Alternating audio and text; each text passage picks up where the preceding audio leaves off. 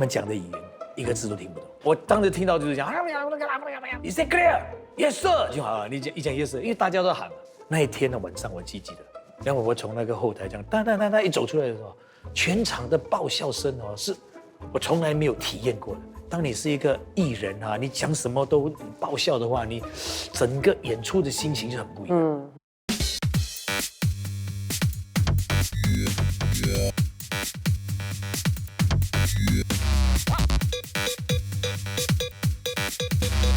全听你说，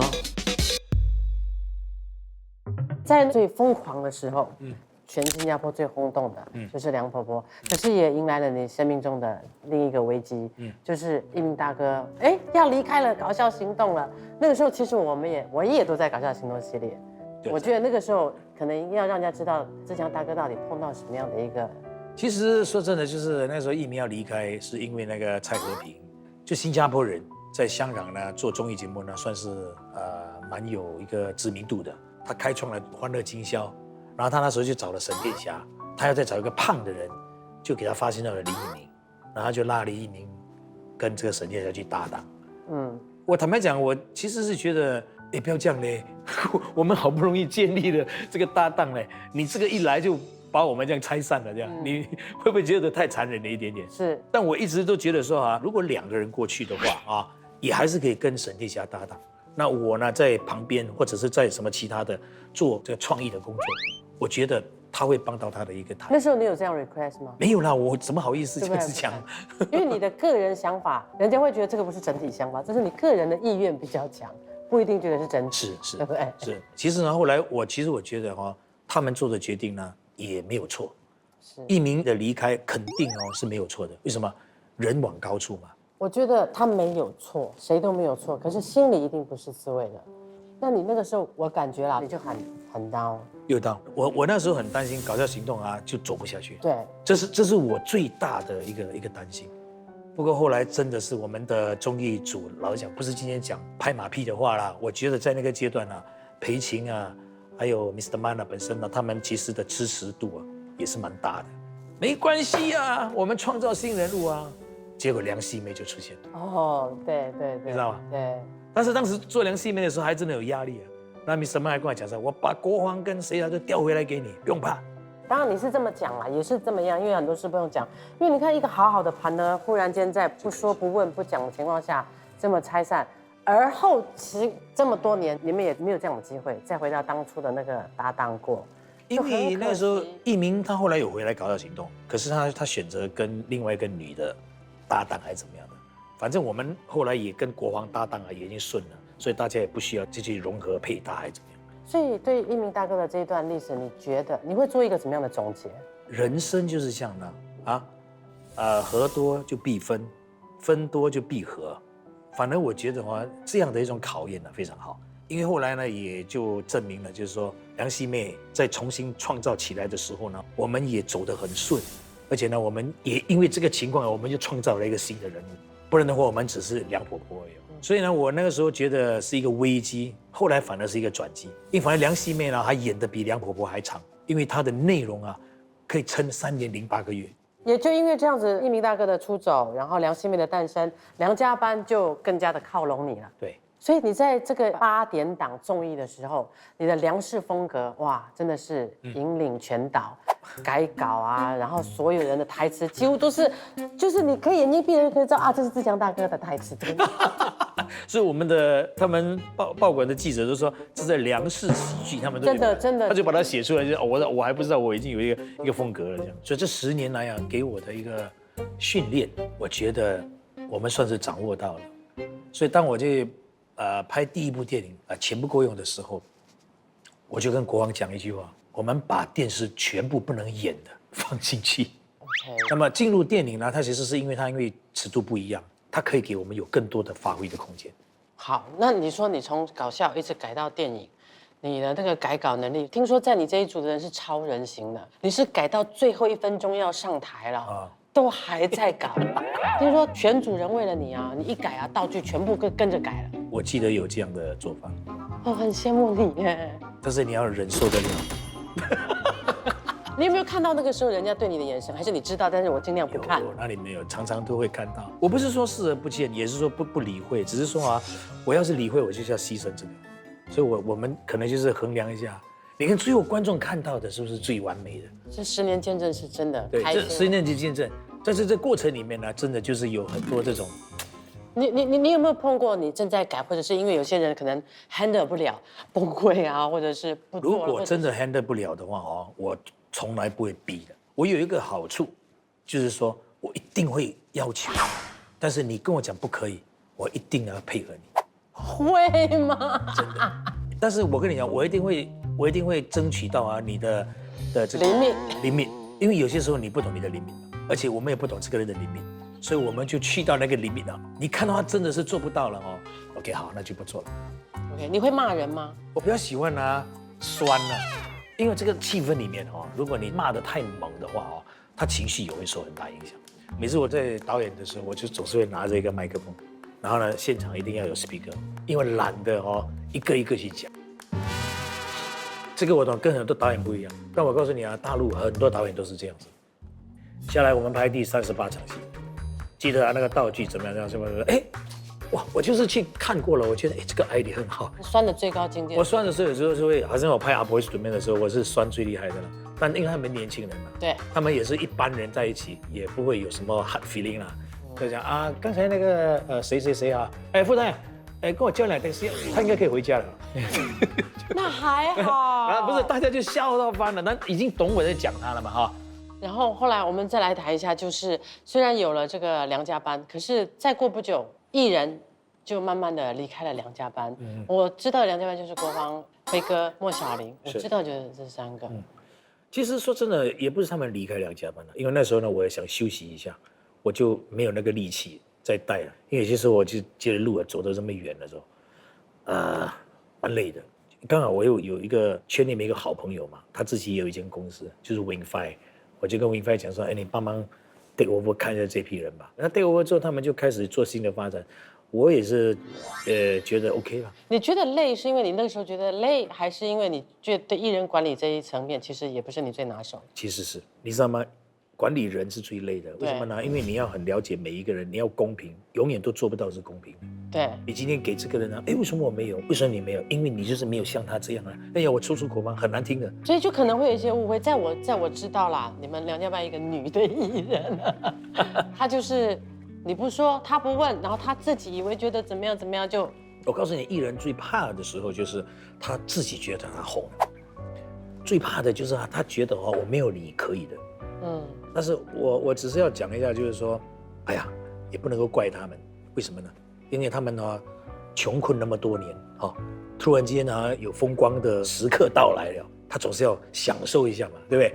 你也当过艺人，你也知道，艺人红起来的时候啊，是千万宠爱于一身，对不对？你说什么都算。所以呢，你在那个时候，你真的碰不到他的。在梁家班里面，我永远都想扮演一个角色，就是你最红的时候，我不要理你。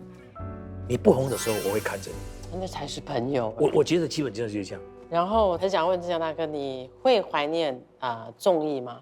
会怀念拜一档吗？如果又有综艺，你会想要接吗？其实说真的哦，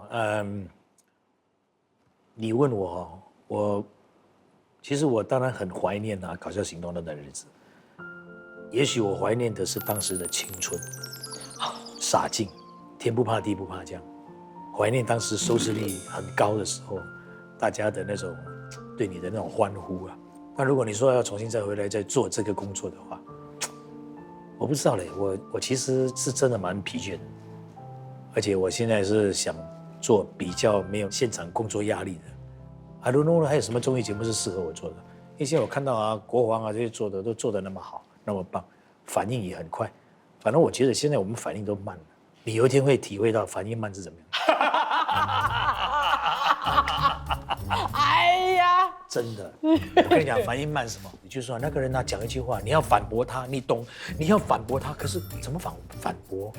你知道吗？你会慢2秒，他已经干掉你了，又一直干掉你，你是讲，你知道？所以就算了，时间总是会让你必须走另外一条路，或者是真的就是说，你该退下就是该退下的。想问一下志祥大哥，就是你这么风光的那一段综艺史啊，有没有什么让你觉得非常遗憾？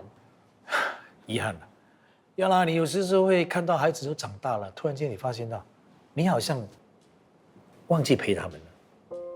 生活上有啦，那天就是跟我的小孩聊天的，他们就字里行间就会跟你说，你好像很少时间陪我们，你就在那边沉默了一阵子，然后你是想，是真的。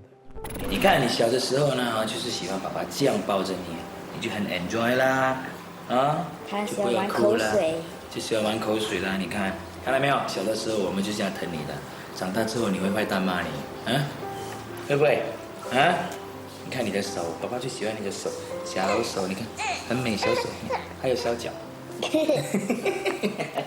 在年轻的时候，可能为了事业还是牺牲掉家庭，然后在事业上奖项给你的一些荣耀的增加呢？坦白讲一句真的话，我这一生当中啊，总是跟奖项没有什么缘分，很渴望的那个奖项当中啊，我始终呢是没有得到的。比如说什么？比如说最佳喜剧演员，你没得过，我没得过，谁拿？都是国王的。怎么可能？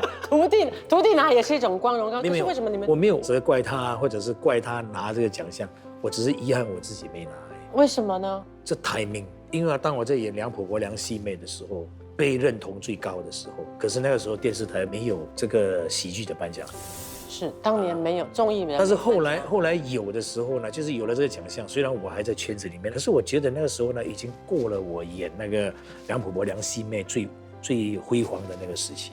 然后呢，我也会告诉我自己，我拍戏不要再去幻想什么奖项，因为我的戏是没有太多的这种艺术的那种成分存在的。我只是想简单的讲一个故事，大家能够看得懂。你走进戏院，你开开心心，你出来之后呢，你还会叫人家去看，我觉得就已经是我最大的奖项。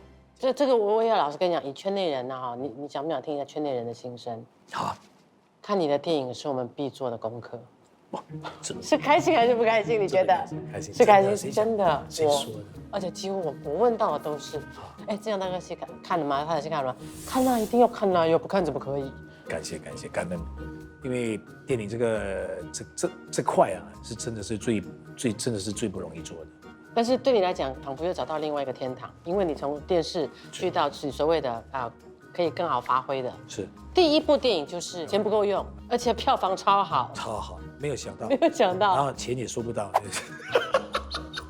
真的就是基本的酬劳有，但是呢，就是我们的分红啊什么的，通通都没拿到。那第一部嘛哈，总得要交点学费。所以我一路来都是在这个工作上总是这个问题啊，就是呢，我们都不会去想太多。反正我们那个时候只是想说，有一部电影拍，我就是跟梁家班说，我们去拍电影了。他们说好，我们不管他卖不卖了，反正我们看到我们的脸，真的，在荧幕上我们觉得很开心了嘞，你们觉得吗？好，大家这样，就是什么都不去计较，就是这样，很简单的。前一阵子我看完你那个阿密的那个，我去电影院看完之后啊，我觉得说很多人都觉得每个人拍电影都哇好辛苦。志强大哥的电影是哇，他怎么那么有钱？大炮、军队、车轮、飞机，为什么他可以？全新加坡只有志强可以。也不是这样子讲，你看我也是从找不到钱，慢慢的才获得大家的信任嘛。然后呢，这整个过程呢也是不容易的。然后呢之后呢，也因为有票房了，大家就有信心。我跟你讲，就是真的，你要给大家看到一个信心，然后呢找钱呢就比较容易。可是说真的，不会损面呢。你说大制作，它当然是一个大制作啦。那么因为它国防部有赞助我们，所以我们那些枪啊、炮什么那些都是国防部的那些。这些东西一般人都比较难去谈到，也连想都不敢想。也不一定，就看你用什么角度去 pro。它整个发生事情就是当时国防部NS 45周年，他那个时候呢就来找我，他说我们有拍了一个叫 Singaporean Sun 的一个 YouTube 的一个节目所以他们想把它进一步转成电影，而且他们是用高清拍的。我看了之后，你懂我的 style 是什么？其实是蛮难剪，这个我没有骗人，没有难剪。但是你们不接，我们重拍可不可以？他就说可以吗？我说可以，我说我们负责找钱，但是你们一定要借给我们这个什么。他们也因此就好，那刚好又是配合 NS 45周年，所以呢就 OK，就同意了就去拍。然后呢，因为刚好也是我也是在文工团大概有6年到8年，所以我对军队的这一套了解，我想可能也是他们信任的一个因素了。后来才发现到，当时我为什么会去当兵，原来呢就是为了这个阿波斯图面。对，我都觉得你人生的每一个开头的故事啊，都跟你后面是有关联的。而且我告诉你啊，有关联到什么程度，你知道吗？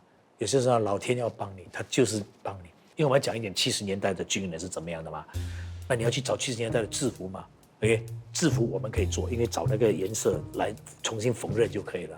可是最难找的就是什么？那个头盔，头盔已经20-30年前的那个没有了。结果呢，我告诉你很好笑，有一天有个人跟我讲说，你去阿拉斯去那边哦，好像有一个点油，哇，那个昂哥在那边，好像有哦，但是你们要帮我，怎么帮你？我好像丢在 store 里面呢。结果全部人去帮他。我跟你讲啊，不偏不倚，就刚好30个 helmet 星星的，我们看了哦，我跟你讲要流泪了，因为啊这个东西已经是绝种的东西，为什么会找到啊？我说昂哥，为什么你有？不懂嘞，那个时候不懂谁啊卖嘎当古力就卖给我一堆这样的，说哈真的啊？那我说那你怎么卖？有啊，有一些人来买哦，要去哪里捡榴莲就来买。我听了很气啊！怎么可以这样？这是军人的人在捡榴莲用啊，这很好用，打不死。不懂是真还是假，反正他就讲，我们就觉得很好笑。结果呢，我就因为有了那一套制服，有那个 helmet， 让部队哦看起来真的很逼真。所以你看第1集、第2集的时候，它票房高，也一方面我认为我们的真实性很高。当然也是一个很大的大制作，就是可以看得出你在里头的那些场景跟拍摄，就是金钱不是你最大的问题，还原跟拍好是最终的目的。金钱是最大的问题，因为第1、第2集哈，我们其实用很少钱拍的。你知道我们是300万拍2部，那就一部才150万，150万呢，对这么大的制作来讲啊，很少。真的，你后期制作，我听说你剪片更龟毛。对，没有办法，因为剪片还要特效什么的。但是后来第3集呢就没有这么好命，因为它是一个更复杂的一个制作了。所以呢，虽然票房也还算是蛮高的，但你要真的回本真的不容易。说实在的，拍电影赚钱吗？其实很难赚钱，因为你看啊，你用100万的制作费，你要300万才可以 break even， 就是拿回你的本钱。300万之后呢，你才开始赚钱，赚钱的几率是很低的。所以我们很多电影都是政府资助的，所以有些时候呢，为什么呢？这个置入广告会多了一点点。哦，是的。你想想看，350万制作，他那个钱从哪里来？都是从赞助商来，因为赞助商来平衡全部的一个费用，不然我们真的是做不到。然后还有江大哥，我是觉得你的电影里头有一种很奇怪的一个魔力，就是哭到半死，笑到半死。最厉害就是只有你可以骂新加坡政府。没有骂，或者是说把我们小市民似懂非懂，大家误传的啊，以为是的那种对政府的批判啊，哇，堂而皇之的放到电影院去。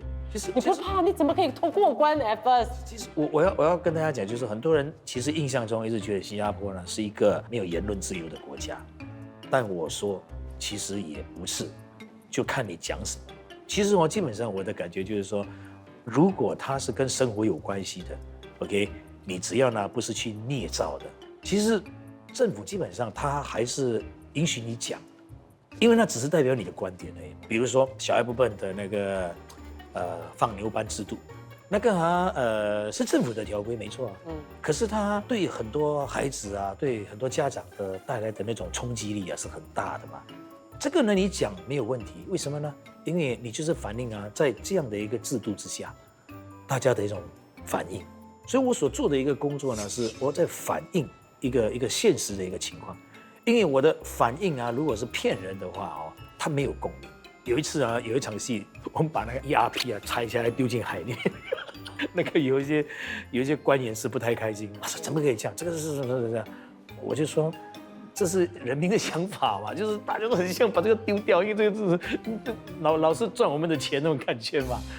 但是他还是让你过。你有什么魅力，还是你有说服力？没有。但是其实呢，说真的，我觉得他们还是有底气，他才会让你这样子做的嘛。其实我想要问的就是，真的，梁志强导演梁导的风格是不容易复制的，因为你没有脚本，什么东西都是在你心里。我跟你讲一个很好笑的事，就有一些圈内人，他们很老实的讲，梁导，我想跟着你，然后我想看看他能不能够捕捉到你的风格，我想走你的风格。他讲，我说好啊，欢迎你来。他跟了我这个电影完了之后，他说我真的抓不到你是怎么样的。他说我抓不到，为什么？我说你抓不到。他说你在那边讲话吹吹口哨，然后呢，突然间杀一句出来。他说我也不懂怎么跟，他说我跟不到。有人会试着去改，或者跟你讲说，哎，我要这样做。你试着去接纳别人的风格吗？会，如果他的效果真的好的话，我绝对求之不得。新加坡到目前为止有没有跟你可以对得上线的？就真的是国王，李国王，因为他已经演我电影那么多年了，有些时候他会提出一些反建议，我觉得是不错，所以我会用。他其实我们要做什么他都懂得下一步是什么，他都配合得到。然后我想问一下志强大哥，身为你这样的一个艺能界的长辈，你的身份有太多了，你最舒服、最喜欢的是哪一个身份？我觉得导演还是，为什么？其实说真的，我还是觉得导演这个工作是很充满挑战性，也很有成就感，而且呢还可以帮很多人。还有权力掌握在，就是你说改就改啦。演员说要改的话就OK。权力倒不是我真正的，这当然这是因为你当导演的话，它真的是附带的一个好处啊。但我不是说一定要享受这个东西，因为我只是要 get things done。整部电影里面这个戏最后呢会去什么方向，都是按照导演的一个思维嘛，对不对？所以呢，全部的人就是要配合导演的要求。他说走这边就走这边，走那边走那边，因为最后他要 responsible for 这部电影。所以有些时候我也会跟剪接师吵架。听过。怎么你可以剪？他会跟你讲说最后我就说这是我的电影，就很不愿意这样子讲。但是也是吵到不懂怎么的，因为他僵持不下了。我说对不起啊，你必须要听我的，因为这是我的电影。这句话还真的有效，哈哈哈！你的电影他就不讲。我觉得你今天稍微有一点谦虚，我谦虚，跟我期待中的梁导是不一样的。其实我一路来都很谦虚，你不觉得吗？你并没有，你并没有。我再给你抬高一点，就是你是唯一一个全方位、全能的导演，全方位的艺人。就是你几乎在艺能界的每一样东西你都能做，而且曾经胜任过，你也可以。主持、演戏、编导了哈。是。还有什么？画画。是。摄影。不是很厉害啦。还有脱口秀。还有能够写歌词、开演唱会。开演唱会。哇，你还有什么啊？没有了。没有了，你有什么不会的啊？在这个艺能界，你觉得你还不会？跳舞最惨的。跳舞就是不能够 coordinate。我每次看那个抖音那些TikTok 他们呢，我看到老王哥跳舞也很好看的。我说我是老王哥，怎么我眼线也跳不到那个，你知道吗？但是我就只能够做一个很多人都做不到的，我会做 Michael Jackson 的 Moonwalk。乱讲！我可以示范，等一下。你怎么可以示范？怎么样？他会，我没骗你的。Ready？ 哒哒哒。我还真的嘞，不够滑。这个是什么？勤能补拙啊！你怎么样努力学来？因为这是唯一一个不需要韵律感的，各位观众。对，它就是一个走路罢了。没有，真的，他其实是这样。Michael Jackson 一出道的时候，他就一直在跳那个 Moonwalk 的时候，我就觉得哇很棒啊！为什么走路倒反走？倒反走又好像往前。对你来讲就 OK， 很简单。这好，然后再来说就是关于你的这个喜剧人生，喜剧演员。我觉得真正的一个喜剧人，他本身个性跟心灵世界是有一点悲观跟黑暗。其实你问我的话，我讲了，可能你不相信，但我其实有时候是一个蛮自卑的人。你们一定会觉得我怎么可能会自卑，对不对？我也这么成就，但很多时候很奇怪在某些事情上我永远都是觉得，我是没有资格的，我是不应该的 ，you know。因为你的这个什么什么因素，你就是不值得获得这个东西。这个自卑其实也一直伴随着我蛮多年。好像我跟你讲奖项，我真的就是这么认为。每个人都断定我们是一个商业的影片，商业的导演。尽管是好像最好的一些作品，小孩不笨什么什么的，我也没有去参展。我每次都觉得去应该是不会赢的，只有在自卑跟这个就在这里了。只有一次很好笑的，我有一阵子呢，我还很疯狂一直很希望能够得奖，然后呢，我就也去参加这个大陆的金鸡奖还是什么奖的，我记得去了好几年，但是都没有得。有一年我就说算了，我看也没有什么意思了，我不要去了。结果那一年得奖，没有人上台领奖，就是会不会是因为你怕输，你不要面对输，所以就真的是我其实我不是怕输，我是怕被淘汰了，我没有办法生活了，因为我一直觉得我又没有这个文凭嘛。这一行跟文凭不是很有关联了。虽然我知道这个文凭不能够影响一个人的全身不会，但是就是那种感觉还是会在。我有些时候一下子还是拿不掉，所以你问我为什么做这么多？因为呢，我就是要告诉自己，我除了不会读书，其实我有很多才华是你们也比不上的。好，志强大哥，我今天还是有准备一个小礼物要送给你的。等一下，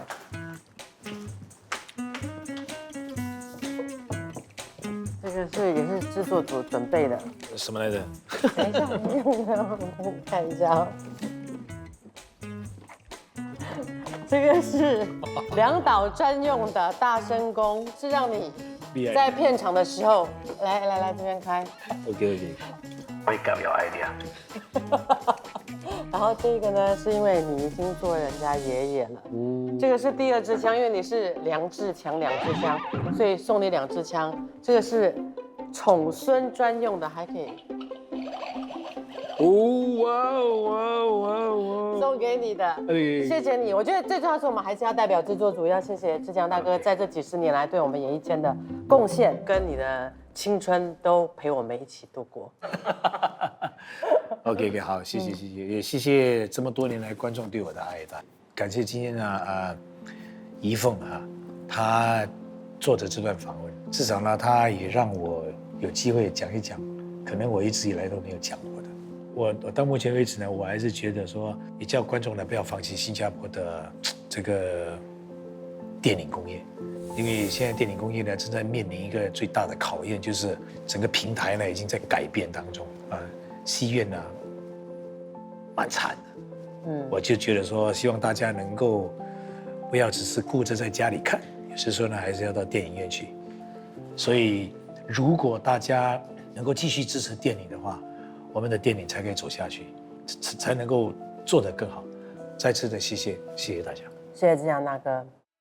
你讲到电影，我忽然想到，我跟志强大哥拍过电影有。你忘记了？对，12楼。12楼。那个时候有没有你出了事情之后呢，我就赶快拉你来。对 ，Oh my god， 我忘记12楼我有演。你也可以上 Millicent 免费随心选听，全听你说加料版。